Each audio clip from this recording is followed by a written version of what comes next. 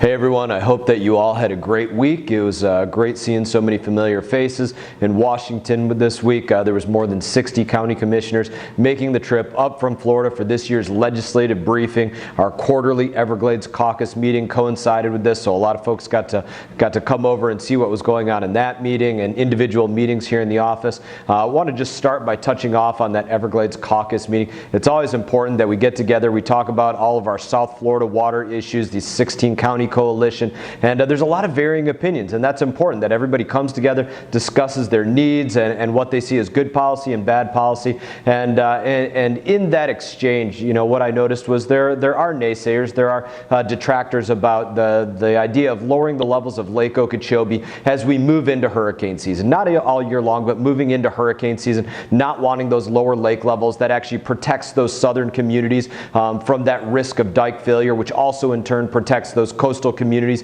from the harmful discharges that come out to the coast. And as I see those detractions come out, I think it's important that anybody that wants to push for higher lake levels moving into those summer months, those summer rainy hurricane season months, that they answer this one simple and important question that I can't really get these folks to answer that do detract on this, and that is to say, if you wanted higher lake levels this summer, how much higher did you want them on August 25th, August 26th, moving into the end of August, the beginning of September, as Category 5 Hurricane Dorian was directly on our doorsteps, expected to dump several feet of water on the state of Florida? How much higher did you think that the lake should have been managed at that point? Because if you want to have that conversation about the lake should have been higher instead of lower, which actually allowed us to avoid the harmful discharges that we've seen 9 out of the last 11 years, avoid the cyanobacteria that was on Lake Okeechobee that didn't end up in our coastal estuaries. If that's the stance to say we should have had higher lake levels, how much higher did you want the lake moving into Category 5 Hurricane Dorian? And in that, I'll leave it at that. I think it's an important question for anybody to answer as we think about the policy going forward. What happened this summer, and we'll discuss more on this in other videos as we do some after action reviews on what went on this summer in future videos. Now, on to some of the things that happened here in Washington this week, of which I'm sure you're all aware. There's a lot of stuff going on. House of Representatives Democrats continued moving forward with their impeachment inquiry of President Donald Trump. Now, that is not an official inquiry. They haven't actually had a vote on impeachment, which is unprecedented. From the get-go, this impeachment inquiry it's really been incredibly frustrating. It's been a partisan process on a number of different fronts that I'd like to dive into. So number one, just let me say that when you talk about the request for an actual vote on impeachment, House Republicans, from the moment that House Democrats were saying they want an impeachment inquiry, said, okay, have an impeachment vote, have this vote, bring this vote to the floor of the House of Representatives. We've tried to bring it up several times, and each time House Democrats have actually squashed that vote. They do it by doing something called tabling a motion or tabling a bill, which means they're going to vote on it at a later time. That later time is actually never, and so we've offered that opportunity to actually have a real vote on impeachment, and every single time they say they don't want to do this, they want to do this partisan process that is everything but transparent, and I'm going to get into that. So House Democrats, they've made it clear from day one that they don't have an interest in adhering to any sort of formal impeachment process, those guidelines. And as a member of the House Foreign Affairs Committee, one of those committees that is tasked with this investigatory process, I get to sit in on numerous hearings that are being held on this issue, and to say again that I'm frustrated would be very much an understatement. It should be known that the majority of the information being shared in these meetings, it's not classified information. It's not information that you all shouldn't have the opportunity to see what is being said, hear what is being said, see the body language of the people that are out there speaking, see the way they stumble through their words, or the way it rolls off their tongue, or the way that they're speaking, or the emotion that they're invoking. Yet House Democrats refuse to make these hearings public. This is unnecessary secrecy, completely lacks transparency, and it keeps Americans in the dark. That I think this is an issue that I know so many Americans on all sides of this issue care about. You deserve to see what is going on here, because the fact of the matter is, while I'm not, and I discussed this in a video previously, while I'm not allowed to go out there and say what exactly took place in these hearings. I am not allowed to do that because of the secrecy that the Democrat Party put in place on this. I can tell you that what's being reflected in the media leaks that are coming out there is not reflective of the truth. And that's one of the reasons that it's so incredibly frustrating for me, and not being able to say, look, go see for yourself what this person just said,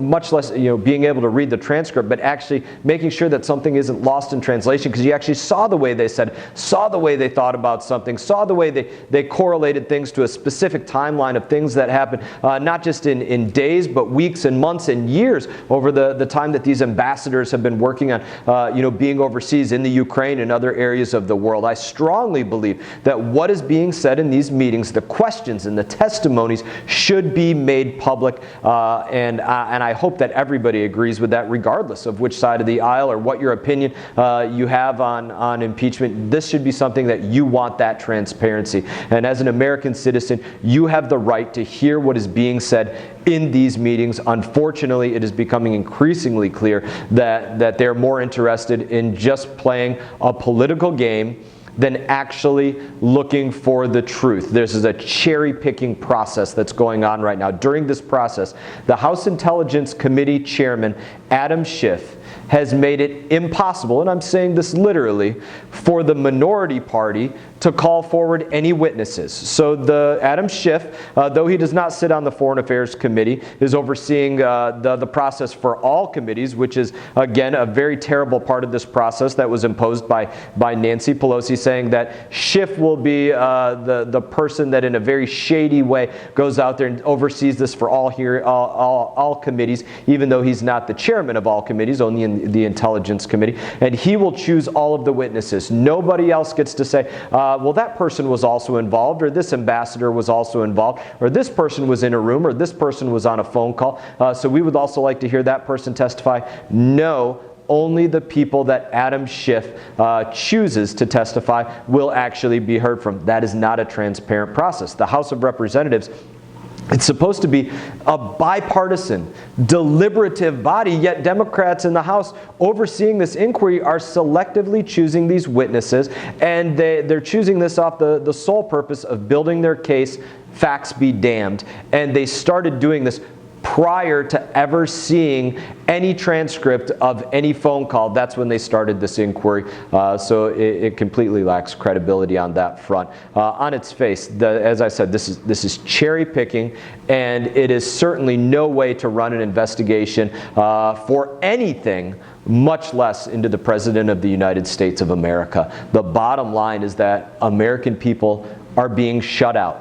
Regardless of your party, you should ask yourself, why is it that Adam Schiff and Nancy Pelosi refuse to let you see or hear for yourself what's going on during this process? The American people deserve better, plain and simple, and this is a shame. It's a tragedy. It's not right. I could probably go on for 5 minutes just looking for adjectives to try to explain what this is, and some of them would go into swear words. Now, also on the foreign affairs front, shifting gears, as most of you know, I sit on two committees, right? Transportation and Infrastructure Committee, Foreign Affairs Committee.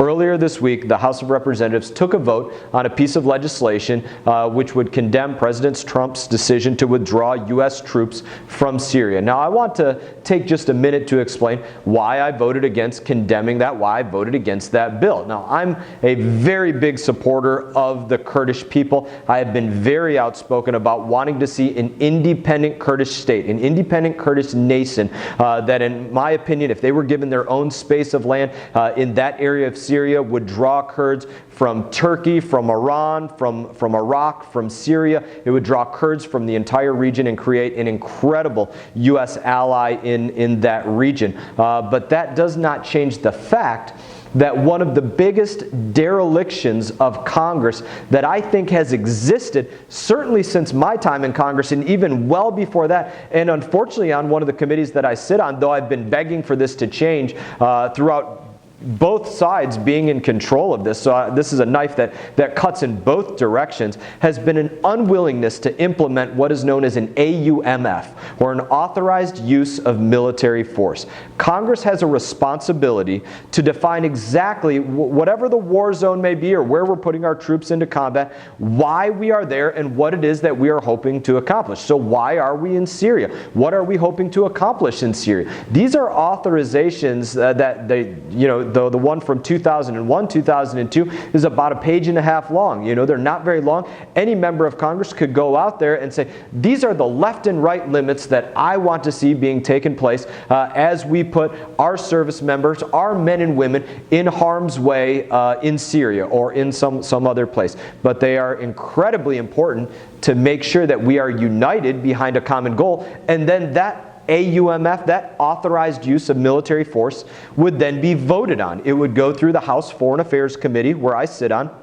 And then after that, after it would be voted on that committee, it would be voted on the House floor to let members actually say, yes, this is the mission objective that I support going on in Syria or somewhere else. And these are the parameters that I support going on. But until our Foreign Affairs Committee, and like I said, this is pushing back on both sides because I've been begging for this to be done for years, pushing for this myself and a few others, saying we need a new AUMF. The one from 2001 and 2002 does not cut it. If you want to be in Syria, and if you're on either side of the aisle and you want to sharpshoot why we are not going to be in Syria, then go out there, and if you're a member of Congress, write an authorized use of military force, ask the House Foreign Affairs Committee to pass that, and then vote on it on the floor of the House of Representatives. That is the way that we are supposed to go out there and say, let's have our service members in harm's way. And like I said, that knife cuts in all directions. So for all of my colleagues, I'll just reiterate this, for all of my colleagues on both sides of the aisle that want to go out there and criticize this decision, then my challenge to them, go out there, write an AUMF, an authorized use of military force that outlines why they want us to be in Syria, those left and right limits, so that we aren't putting our troops in harm's way with no defined objective. And that is I think it's just so irresponsible to have our troops out there without that defined objective, to have those resources of you all, the American people, without a defined objective. And that has not existed under either of these administrations, under Congresses, under control of both parties, and it needs to happen. That's why I didn't vote yes on that piece of legislation, because that is not the mechanism for which Congress should go out there and say, yes, let's have troops in Syria in this way or troops somewhere else. Now, on that note, I hope I gave you all a lot to think about this week. It was a lot of foreign affairs heavy, and I'd just like to say, as I end every video, I always look forward to seeing you all around town this weekend. As always, it is an honor to represent you here in Congress, here in Washington, D.C. If you're ever thinking about coming up here to Washington, I hope that you stop in the office. If you need help deciding where to go or where to eat or what sites to go see, reach out to our office. We'll do our best to try to help you out. While it's on my mind, just to let you all know, every year we have the Service Academy nominations, and our young people that are deciding they want to go out there and they want to serve our country and go attend one of our military academies.